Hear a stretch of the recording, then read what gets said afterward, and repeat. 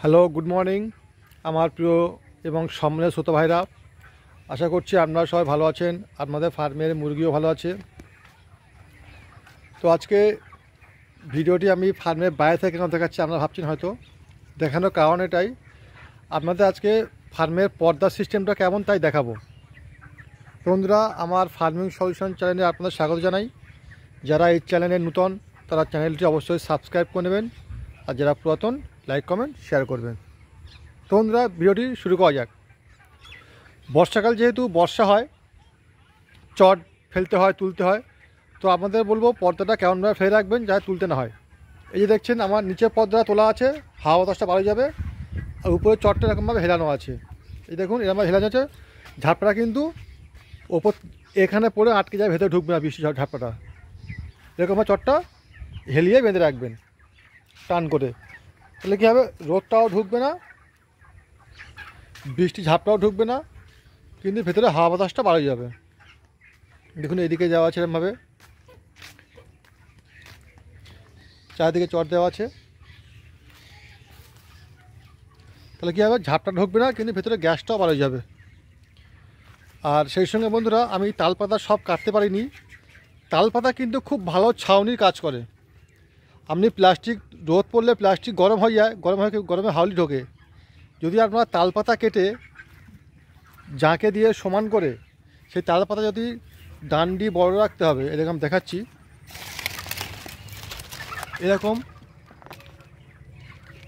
এই যে দেখুন তালপাতার ডান্ডিটা কত বড় আছে, এরকম বড় রাখবেন, দেখলাম দড়িতে বেঁধে দেবেন। দেখুন তালপাতাতে কী হয়, ছাউনিটা খুব ভালো হয়, রোদ বৃষ্টি তো ঢুকবে না, সেই সঙ্গে ছাউনিটাও খুব ভালো ছাউনি হয়ে যাবে।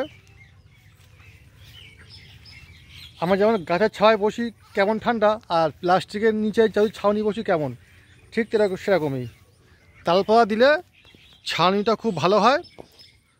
এতে কী হবে, দেখুন আমার চট, এদিকে চট ফেলা নেই, চট সব উঠানো আছে। দেখুন দেখুন এই ওপর চট তোলা আছে, এই নিচের চট তোলা আছে।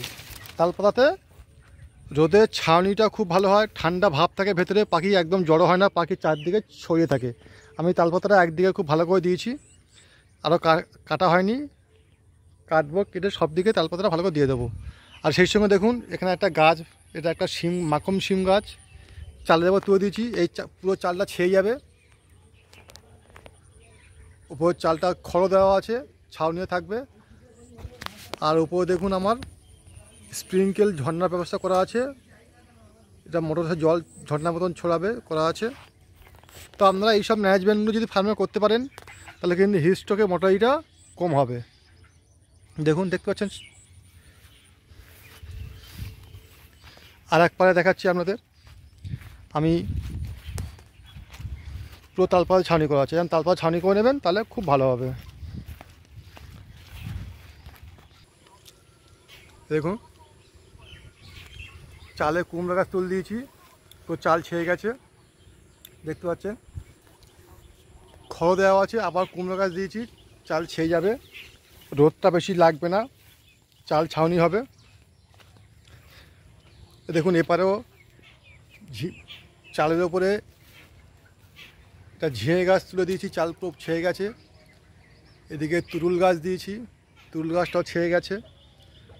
ওপর চট তোলা আছে, নিচে চট, ওই উপর চট ফেলা আছে, নিচে চট তোলা আছে, রোদটা আটকে যাবে, আর নিচে থেকে হাওয়া বাতাসটা বাড়ে যাবে, ভেতরে কোনো লিটারে ভিজে যাওয়ার ফলে যে গ্যাসটা হয় সেই গ্যাসটাও থাকবে না।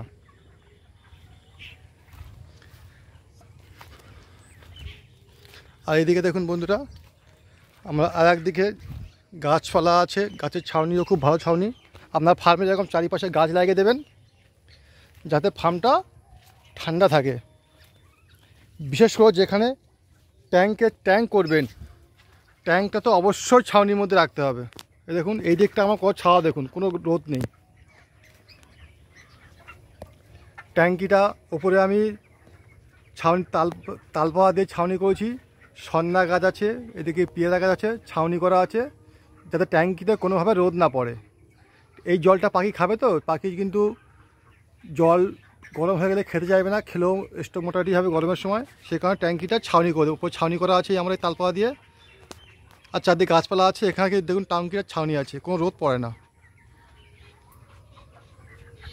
পুরো ছাউনি আছে, এদিকে দেখুন গাছপালা, এদিকে পুকুর।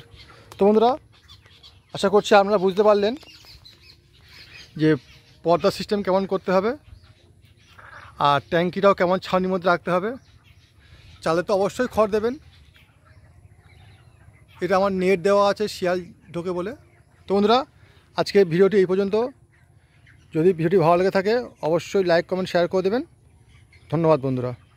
আর যদি কেউ জানার থাকে অবশ্যই কমেন্টস করবেন।